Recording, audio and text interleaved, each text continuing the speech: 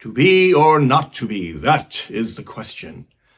Well, is it really a question, or is it a state of mind or perception that we need to transcend?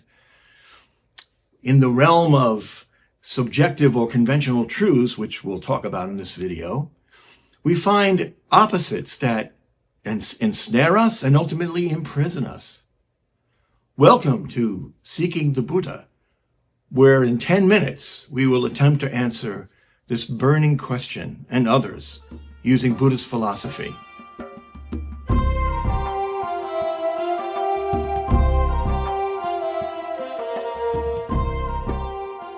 Thank you for returning to the channel, and I truly appreciate those of you who have subscribed, who have left comments, really nice comments, and who have liked the video or shared it. Please do. To those of you who haven't, please subscribe. Now, what did the Buddha say about these opposites, right? This dualism. Here's what he said. Most people in the world are caught either in the notion of being or in the notion of non-being. But the ultimate reality transcends both of these notions. Because being or non-being traps you into the realm of dualistic thinking. And because they're opposites, we struggle with these dualities in our day-to-day existence. Within the realm of subjective truth, these opposites, these pairs of opposites are everywhere, right? There's you and me, everything is separate. And so it causes a sense of discrimination and separation. Things are outside of each other. Thich Nhat Hanh uses a beautiful example of a father and a son. I love this example. So here's what he says. The father is a continuation of the son into the past, and the son is a continuation of the father into the future. When the Buddha was asked, what is the correct view of reality? Here's what he said. He answered, the view that transcends being and non-being. So as you can see, if we take that next step, dependent origination and emptiness helps us to see through these opposites and recognize that that's what they are. They're opposites. Now, of course, they're important because if I'm flying a plane, I need to know what is above and below and to the left and to the right of me, right? Okay. Otherwise, I'm in trouble. So they are useful in that sense. However, we should not take them as, we should not take them as an accurate representation of reality, of our experience. Our perception of this world should be based on emptiness, dependent origination, certainly to break through the illusion that is, subjective or conventional truths. So how did the Buddha address these opposites? Well, he came up with something called the two truths. Now, he uses two terms to define each truth. So there is conventional or subjective truth, and there is objective or ultimate truth, right? Don't worry about those. We're going to get to them. Let's take a look at subjective truth first. The dictionary definition of subjective or conventional is subjective truth means based on or influenced by personal feelings, tastes, or opinions. So subjective truth, and I'll give you an example of that, is tainted by our perceptions. It's tainted. It's not a good representation of what is really there. Let's take a look at objective truth. Objective truth means not influenced by personal feelings or opinions in considering or representing facts. Now, I'm going to give you an example that I think works pretty well for subjective and objective truth. Remember, subjective, conventional, objective, ultimate. Don't worry about that. We're going to use subjective and objective. So I used to live in Arizona. You're driving down a desert road, and in the distance on the horizon, you see what appears to be water. Like, wow, that's interesting.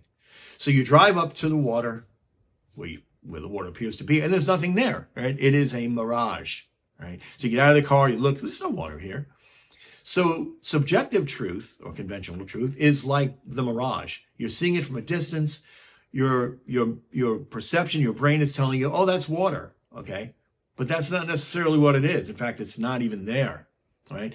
Objective or ultimate truth is when you get out of your car and you look and you see there's no water because you're actually analyzing what's going on. You're analyzing it. You see? I hope that makes sense. So subjective truth is kind of like, when you look at the tree, using a tree as an example, of course, and you see that, oh, it looks like it's self-contained, right? It's an independent object, whatever. Well, obviously it's not. Okay, and that the ultimate truth or objective truth is looking at that tree and saying, no, wait a minute, that tree is dependent upon many, many things in order to exist. Okay, and of course, that tells us that's linked with dependent origination and with emptiness. So objective truth is the kind of scientific method, if you will. Subjective truth is our impressions or our perceptions of the world as it appears to us. Remember, what Thich Nhat Hanh said was that everything interbees, everything is interbeing, everything's connected, right?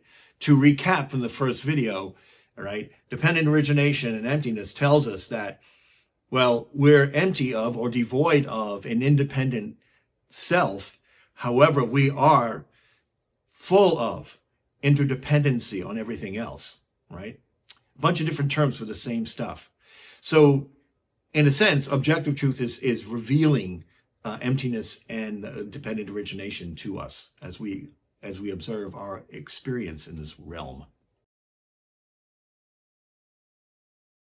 Now, if you recall, we spoke about Nagarjuna, who's a brilliant Buddhist monk from around 150 AD, who kind of expanded on the two truths.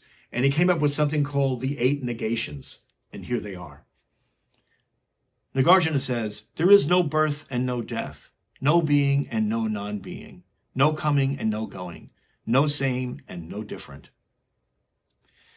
He was impressing upon us, like the Buddha, to transcend these opposites, these pairs of opposites that put us in this, prison where we see the world in this way. Well, it's not correct. Just as emptiness allows us to transcend the concepts, the polarities of nihilism, which means nothingness, which is not what emptiness means, or absolutism, which tells us that everything is permanent in some way, or we have a permanent existence, right? Well, just like that, like emptiness helps us define that, the two truths help us further define reality and break it down. Ultimately, Buddhism helps us understand things as they really are, not as we would like them to be, or not as we were told they are through the countless narratives that bombard us from the cradle to the grave, right? And so the question to be or not to be is really an invalid question. I'm using that word invalid because in this incredible book, in the Buddha's words, he uses that a lot. When his disciples would ask him a question that fell outside of the realm of his teachings, he would say that's an invalid question. So the question, to be or not to be, no offense to William Shakespeare, of course, really is an invalid question because it falls into the realm of conventional or subjective and dualistic thinking. And that's where we don't want to be. We want to transcend that realm using the concept of the two truths, specifically objective or ultimate truth, emptiness, and dependent origination. So that's what we're looking at here. We are further defining, further breaking down what our experience is in this realm. All right. I hope this has made sense. I hope you enjoyed it. And I hope you enjoyed this little 10-minute slice of Buddhist philosophy. Thanks for tuning in. Thanks for subscribing. And thanks for commenting and liking. Until the next time, see you soon.